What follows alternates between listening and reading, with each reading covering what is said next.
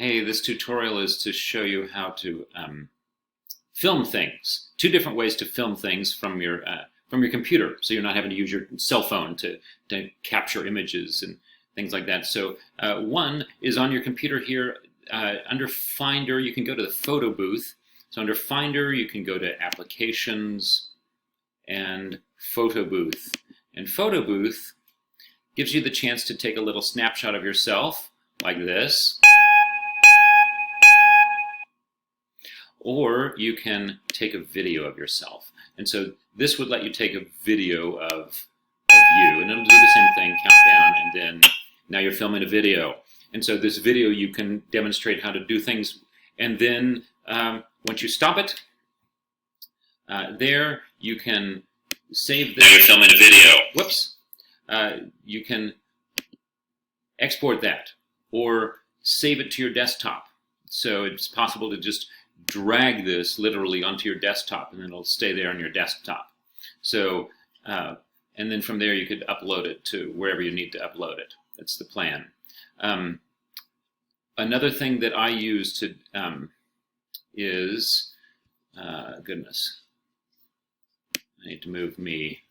Another thing that I use is something called Screencast-O-Matic. So if you just type in Screencast-O-Matic, you'll come to this little option here, Screencast-O-Matic, and you can start recording for free, launch your free recorder.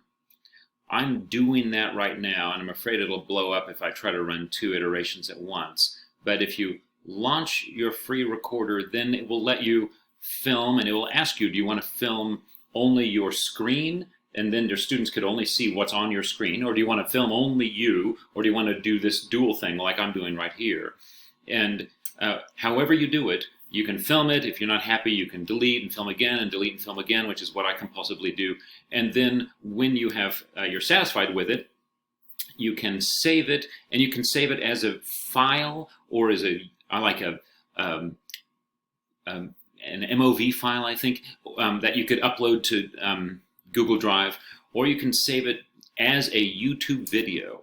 And so that will save it as a YouTube link, and then you can just, which is what I do, but you do what you want to do. And then you can direct students to that video, to that YouTube video. So it seems to work well.